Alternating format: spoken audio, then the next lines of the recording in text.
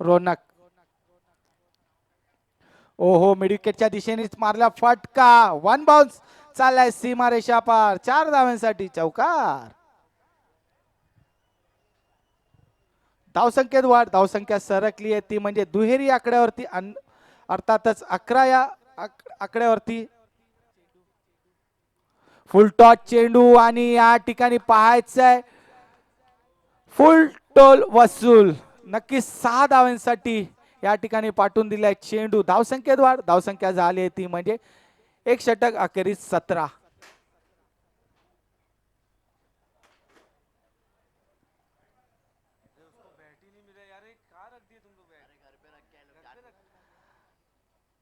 आणि across the line येऊन खेळण्याचा मिळाला स्लॉट मध्ये पाठवून दिलाय 6 धावेंच्या प्लॉट मध्ये षटकार.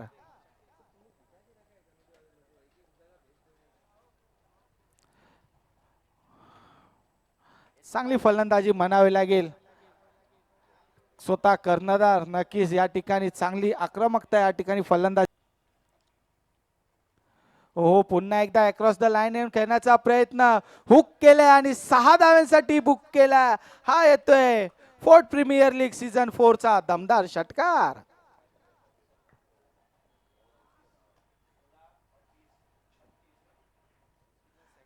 धावसंख्या स्कोरबोर्ड वरती झाली ती म्हणजे 34. आणि या ठिकाणी पुन्हा एकदा हुक केलाय.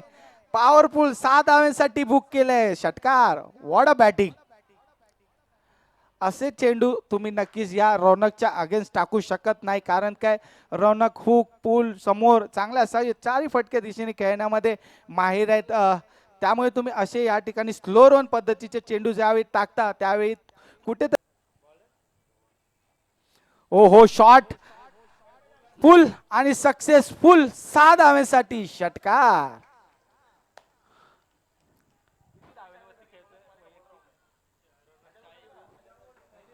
वाडा बॅटिंग. रौनकनी जर पाहिलं ना तर वैयक्तिक 40 या धावसंख्येवरती खेळतात आणि टीमचा स्कोर झालाय तो म्हणजे 59.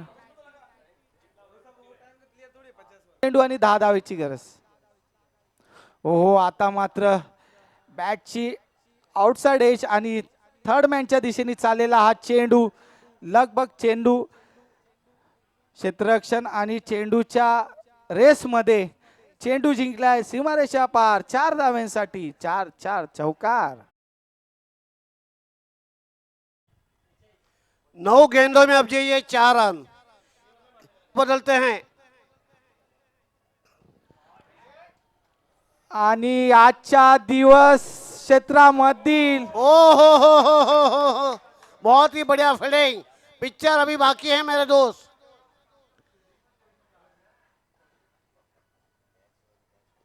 अच्छा तालमेल, अच्छी रनिंग बिटवीन द विकेट.